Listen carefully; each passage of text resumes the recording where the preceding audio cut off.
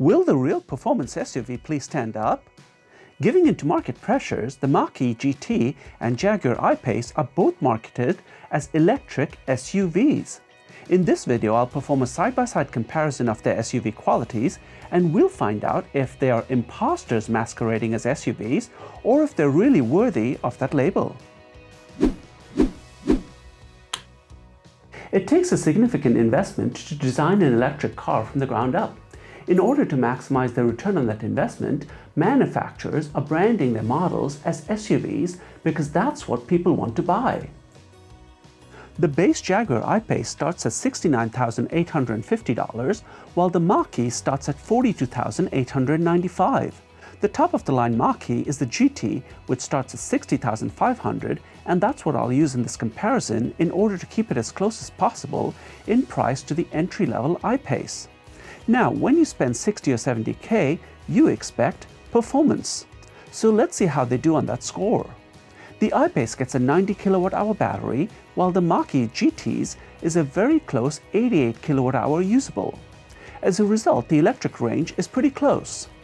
Both get dual motors, with the I-Pace producing 394 horsepower, 512 pound-feet of torque, and 0 to 60 in 4.5 seconds.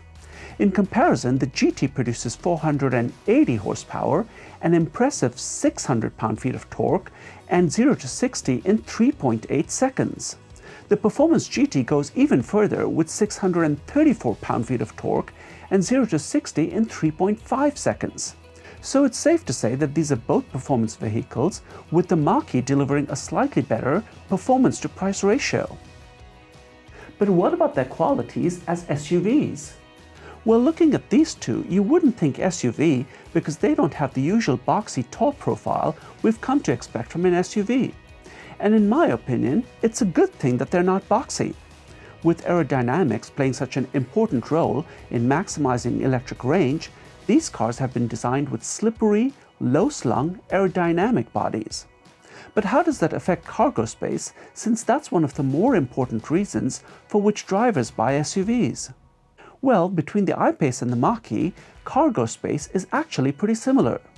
But in both cases, it's quite a bit less than their boxy gas version siblings. A neat item in the Mach-E is the washable frunk that has a drain. Now, one of the nice features I like on the exterior of both cars is the ability to leave a key in the car and still get in.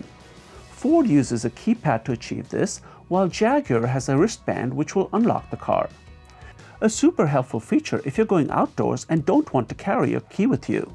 And speaking of outdoors, SUVs are all about being a part of your active lifestyle, so how do these two measure up? Well, if you're looking to tow, the I-Pace is rated for over 1,600 pounds, while disappointingly, the Mach-E is not rated at all for towing in North America. Additionally, the I-Pace offers a rear-mounted cycle carrier and roof crossbars for your gear. The Mach-E doesn't offer any such accessories. It only has this tent that connects to the back. But to get you to the great outdoors, do these cars have the capabilities to drive through all kinds of weather and terrain as one would expect from an SUV?